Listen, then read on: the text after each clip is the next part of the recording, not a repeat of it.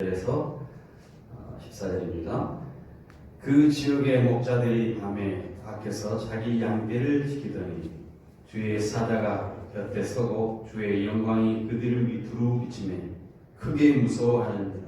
천사가 이르되 무서워하지 말라. 보라, 내가 온 백성에게 미칠 큰 기쁨의 좋은 소식을 너희에게 전하노라. 오늘 다윗의 동네에 너희를 위하여 구주가 나셨으니 곧 그리스도 주시니라. 너희가 가서 강보에 쌓여 구유에 누워 있는 아이를 보리니 이것이 너에게 표적이니라 하더니 호련히 수많은 천군이 그 천사와 함께 하나님을 찬송하여 이르되 지극히 높은 곳에서는 하나님께 영광이요 땅에서는 하나님이 기뻐하신 사람들 중에 평화로다 하니라. 아멘. 할렐루야. 성탄의 기쁨, 우리가 복된 그 계절을 맞이하였습니다. 성탄절의 이 절기가 온 세상에 지켜진 절기로 또 기독교의 이로서 최고의 절기 중에 하나라고 할 수 있습니다. 이것은 성경이 기록하는 역사를 토대로해서 남겨진 그러한 유산입니다.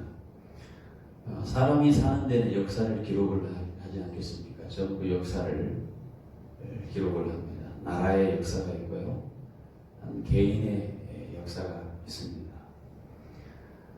2000년, 2020년 세상의 역사는 어떻게 기록될까? 오늘 초부터 올 이 마지막 주간까지 돌아보면 참으로 역사가 어떻게 기록되어질지, 세계 역사가 어떻게 기록되어질지, 아무래도 코로나19라고 하는 그 단어를 빼고는 기록할 수 없는 그러한 역사로 기록되어질 것입니다. 역사가 많은 역사들이 있지만, 수많은 역사들이 있지만 그냥 잊혀지는 역사가 있습니다. 사소한 역사들, 일개 개인의 사소한 역사들, 사람들 기억 속에 그렇게 큰 일인 것 같지만 전부 다 사라져버린 사건들이 있습니다. 그러나 이 역사들 기록 중에 길이 남겨진 역사들이 있죠. 그 대표적인 역사가 이 땅에 살아가고 있는 모든 사람에게 영원히 살아서 생각나게 하고 기억나게 하고 감격을 주고 기쁨을 주고 그 마음속에 평강이 샘솟는 일이 일어나게 하는 그런 역사가 있습니다. 사람들 기억 속에 사라져버리거나 잊어버릴 수 없는 그런 역사가 있습니다. 그것이 바로 역사가 주는 힘인데, 그 역사 속에서 그 역사의 주인으로서 나사렛 예수 그리스도의 사건을 얘기하지 아니할 수 없습니다.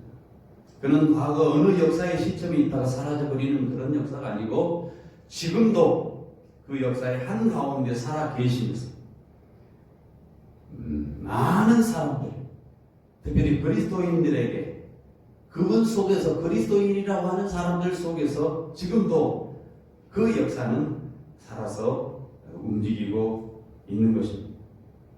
예수님의 탄생 진리의 역사, 바로 이것이 그리스도인의 삶 속에 살아있는 역사입니다. 그리고 이 성탄 축하하는 2020년 이 성탄을 축하하는 이 성탄절을 맞이하면서 우리가 돌아봐야 할 것은 그 역사적인 사건, 그 성탄 그 절대의 진리를 믿는 신앙에 우리가 서야 된다는 사실, 이것이 오늘 우리에게 주신 메시지입니다. 여러분, 이 성탄의 진리는 첫 번째 예언된 진리였습니다. 예언된 진리다. 사실 구약 성경 전체를 보면은 장차 메시아가 오실 것이다, 예수가 이 땅에 오실 것이다 라고 하는 예언이 있습니다. 예수님 자신을 가리켜서 너희가 성경에서 영생을 얻는 줄 생각하고 성경을 상고하거니와 이 성경이 내게 대하여 증거하는 것이다. 예수님도 성경이 당신에 대해서 증거하신 것이라고 그렇게 말씀합니다. 이 성경 속에 예수님에 대해서 아주 구체적으로 묘사를 해준 것입니다. 예수님의 탄생 방법, 예수님의 이름이 무엇인가, 언제, 어디에 탄생할 것인가, 구체적으로 아주 역사가 기록되어 있습니다. 예를 들어 이사야서 7장 14절에 보니까 보라 처녀가 잉타의 아들을 낳을 것이다. 이사야는 예수님 오시기 740여 년 전에 이사야가 예언을 했습니다. 처녀가 잉타의 아들을 낳을 것이다. 그 이름에 대해서 예언을 해놨습니다. 7장 14절에 보니까 그의 이름을 임마누엘이라 하리라. 뜻을 번역하면 하나님이 우리와 함께 하신다. 또 여러분, 천사 가브리엘이 마리아와 정혼했던 청년 요셉에게 나타나가지고 현몽해서 아들을 낳을 것이고 이름을 예수라 하라. 이는 저가 자기 백성을 죄에서 구원할 자이시니라. 예수님의 탄생 시기와 예수님의 탄생 장소에 대해서도 예언해놨습니다. 예수님의 탄생 시기, 에베소 1장 9절, 갈라디아서 4장 4절에 때가 찼을 때, 이 모든 날의 마지막에, 히브리서 1장 2절, 이 모든 날의 마지막에, 누가복음 2장 1절에 보니까 이때 가이사 아구스도가 영을 내려 천하로 다 호죽하라 했으니 이 호죽은 구레누가 수리와 충독되었을 때 첫 번 한 것이라. 호죽 명령이 분명히 내려질 그 역사의 시점에 예수님이 탄생하셨습니다. 예수님을 탄생할 나라는 어디라고 예언했느냐? 유대 땅이라고 예언했습니다. 마태복음 2장 1절에 보니까 헤로드 왕 때에 예수께서 유대 베들레헴에 나시고 예수님의 탄생 지역을 예언하기를 베들레헴이라고 말을 했습니다. 마태복음 2장 2절에 베들레헴 이렇게 표현했는데 선지자 미가에 의해서 예언된 것입니다. 미가서 5장 2절에 보니까 베들레헴 에브라다야 너는 유다 족속 중에 작을지라도 이스라엘을 다스릴 자가 내게서 나올 것이라. 그는 그의 군부는 상고의 태초이니라. 헤롯 왕도 예수님께 경배하러 왔고 동방박사도 예수님께 와서 경배하면서 그 사실을 확인했다. 성경을 기록하고 있습니다. 거슬러 올라가면 예수님께서 이 땅에 오실 것에 예언을 해놨습니다. 여러분, 여인의 후손으로 창세기 3장 15절에 여인의 후손으로 올 것이다. 아브라함은 아브라함의 자손으로 올 것이라고 창세기 12장 3절에 얘기해요.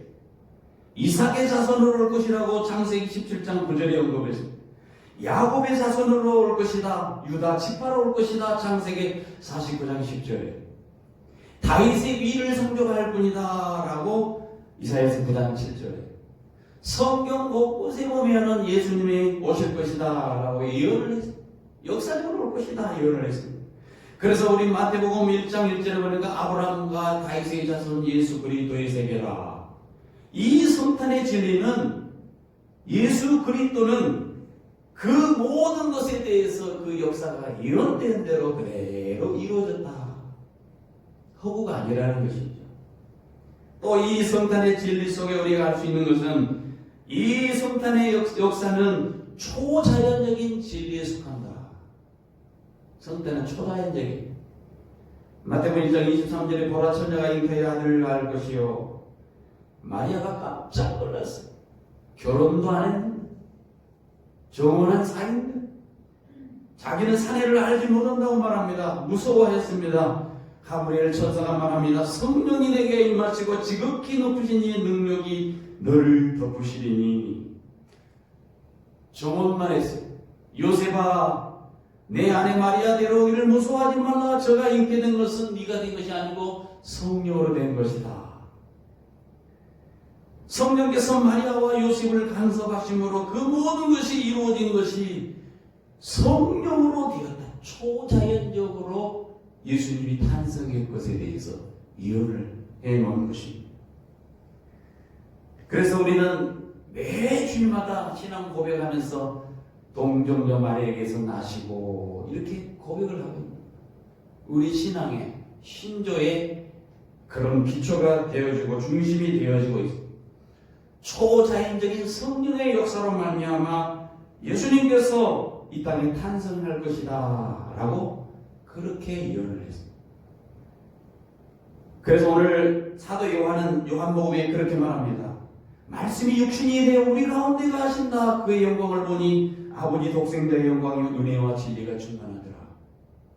그 하나님께서 말씀하셨던 그대로 그 하나님이 오셔서 지금 우리와 계신다. 하나님이 어떻게 인간으로 오셨을까? 이 초자연적인 사람으로 할 수 없는 것, 사람의 이성이나 사람의 생각, 사람의 방법으로는 도저히 불가한 초자연적인 일에 속한 것입니다. 이 성탄의 진리가 뭐냐? 초자연적인 그런 진리라는 사실.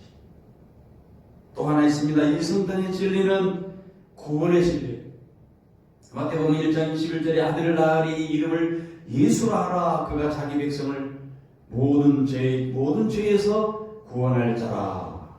예수의 탄생이 이 땅에 죄를 구원하는 구원의 진리가 된다는 것입니다. 예수님이 이 땅에 자기 백성을 찾아오신 것입니다. 자기 땅에 자기 백성이 찾아왔지만 사람들은 모르고 부인을 했죠. 그러나 예수님께서 끝까지 세상에 있는 자기 사람들을 사랑하시되 끝까지 사랑하세요. 자기 백성들이 전부 누구입니까? 죄인들입니다. 요한복음 1장 11절에 자기 땅에 오매 자기 백성이 영접하지 아니하였다. 다 멀리 있어요. 잃어버린 아브라함의 자손으로서 병든 자로서 각각 제 길로 가는 양들과 같은 그런 사람들인데 그런 죄인들을 위하여서 예수님이 오셨다. 그가 오시면 이런 죄인을 위하여 구원하기 위해서 오셨다고 하는 진리가 바로 성탄의 진리라는 거예요. 성탄은 그저 술 마시고 노래하고 내 할 일을 하고 휴식하고 노는 그런 날이 아니고 주님이 우리를 위하여 구원해 주시기 위해서 이 땅에 친히 인간의 몸을 입고 이 땅에 오신 날이 바로 성탄의 날입니다. 죄인을 구원은 오직 예수님께서 당신의 몸을 대속물로 주어주심으로 우리에게 구원을 완성해 주셨습니다.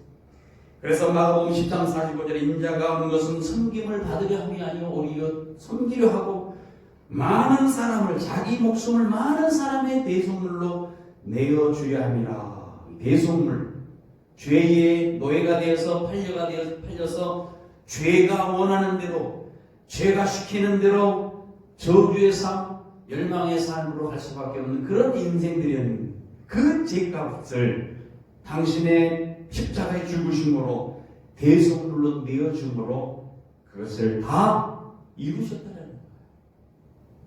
치루셨다는 거예요. 그래서 죄에서 저 사망에서 해방시킨 날, 그 날이 뭐냐? 예수님이 구원주로 오시는 날이라는 거예요. 이것이 바로 성탄의 복음입니다.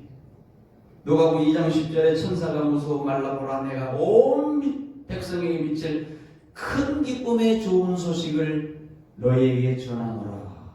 큰 기쁨의 좋은 소식. 여러분에게 큰 기쁨의 좋은 소식이 무엇입니까? 어제 그런 말을 했어요.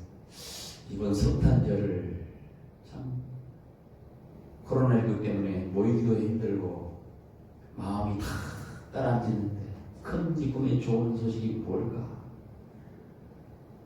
선물을 받는 것이 큰 기쁨의 좋은 소식일까요? 그것도 좋은 소식은 좋은 소식이에요. 어제 어느 작은 교회 목사님 우리 교회 앞에다가 떡하고 귤하고 케이크하고 이렇게 다 올려놓고 사진을 찍어 딱 저한테 보냈어요. 성탄절 잘 보내시라고. 어느 작은 교회 목사가 저도 모르고 아무도 모르는데 그렇게 보냈더라고요. 선물을 받으면 누군지 엄청나게 궁금하고 우리 교회 집사님들이 보내놨나? 어저께 밤에 제가 10시에 퇴근을 해서 집에 왔는데 10시 한 반, 거의 11시쯤에 어느 분이 갖다 놓고 갔으니 알 수가 없어요. 전화 검색해도 아무도 모르겠는데 하여튼 오늘 아침 새벽에 와서 보니까 거기다가 어느 작은 교회 목사가 이렇게 딱 왔어요. 내가 그분이 야, 이 복된 소식을 전하기 위해서 예수로 교회를 찾아오셨구나. 아, 내가 참 힘드니까 우리에게 위로를 주고 소망을 주려고 하는 그런 마음이셨구나. 그 마음을 받고 너무나 감사했고 우리도 그렇게 해야 되지 않나 그런 생각을 해보았습니다. 좋은 소식이었어요. 그 좋은 소식을 본인만 갖지 않고 누리기 위해서, 나누기 위해서 그렇게 한 줄로 저는 믿습니다.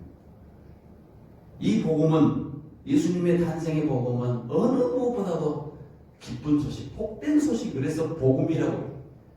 복음, 복된 소식이라는 거지. 굿뉴스라는 거지. 이 어마어마한 이 세상에 코로나19로 얼마나 힘들었습니까? 모든 것이 다 막혀있고 다운되어 있고 닫혀있는 것 같은 그런 기분 가운데 주님이 우리에게 주신 복음이 있다는 것을 한번 생각해 보십시오. 그럴지라도 두려워하지 말아라. 온 백성에게 미칠 큰 기쁨의 좋은 소식을 너에게 전하노라. 그 전하는 소식이 뭡니까? 우리에게 구원의 소식 아니겠습니까? 이보다 더 좋은 소식이 있습니까? 인류는 죄인이기 때문에 죄인에게 구원만큼 좋은 것은 없는 거예요. 어떤 것을 준다 할지라도 이보다는 바꿀 수 없어요. 어떤 명예를 준다 해도 어떤 것으로도 이 구원을 살 수 없어요.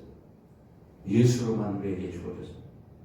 그 선물이 우리에게 도착한 선물. 역사적인 사건입니다. 그냥 잃어버린 사건이 아니고 역사적인 사건이에요. 마지막으로 이 성탄의 진리는 그야말로 역사적인 진리. 예수님의 성탄 사건은 전설이나 신화가 아니에요. 어떤 신학자들은 이 예수님의 탄생이 신화가 아니겠느냐, 만들어 놓은 것 아니겠느냐, 그렇게 생각을 하거든요. 그러나 그것은 틀린 말이에요. 이 예수님의 탄생은, 성탄의 역사는 실제적인 사건입니다. 유대에 권위 있는 역사가 요세푸스가라고 하는 역사사가가 이때의 예수라고 하는 지혜로운 사람이 있었다. 역사가 봤었다. 로마 역사가 타키투스라고 하는 사람이 네로 황제의 기독교 박해에 대해서 말하는 중에 주 예수 그리스도에 대하여 말하기를 그리스도인이라고 하는 무리가 있었다. 그 이름은 베리오 황제 때 유대 사람 감사 본디오 빌라도에게 처형된 그리스도라고 하는 사람에 의해서 유래하였다. 성경은 예수님의 탄생의 역사성에 대해서 헤롯 왕 때 예수께서 유대 베들레헴에 나셨다. 헤롯 왕의 역사적인 인물이에요. 유대 역사, 그건 실제로 인물입니다. 그 인물이 확실하다면 왜 예수의 탄생의 역사가 확실하지 않겠어요? 확실하다면 로마 황제가 가이사 아구스도가 천하의 호종령을 내리고 고려역 수리아 통족이 되었을 때 첫 번째 한 것이 호족 정리한 것이 역사적인 사실이라면 그 호족령에 따라서 요셉과 마리아가 나사렛 동네에서 유대 베들레헴으로 호족하러 올라간 것이 왜 역사적인 사실이 아니겠어요? 역사적인 사실이에요. 무엇보다도 예수의 탄생은 역사적인 신기원이 되어버린 역사적인 사건. 우리가 BC AD라고 하잖아요. Before Christ. 예수 전, 주전이라고 하죠. AD 하는 도민은 예수 그리스도께서 이 땅에 오시는 그 사건, 그것이 인류의 역사를 나누고 있어요. AD, BC로. 그 역사적인 연호로 인해서 우리가 2020년 지금 12월을 지나가고 있어요. 그렇다면 직접적이든 간접적이든 오늘 인류는 예수의 역사적인 탄생을 인정하고 있다는 사실. 어느 누가 이것을 부인합니까? 사랑하는 성도 여러분, 칼빈의 세계 칼빈주의 신학자 중에 한 사람인 헤르만 바빙크가 이런 말을 했습니다.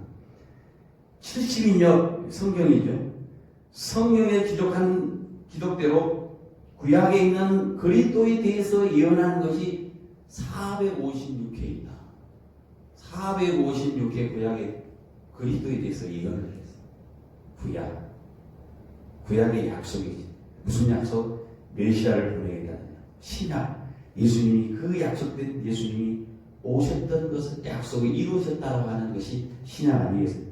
456회나 예수님께서 자기의 탄생과 이 땅의 33년의 지상생의 삶과 십자가의 죽으심과 부활로 말미암아 전부 그 역사가 이루어졌다라고 그렇게 말을 했습니다.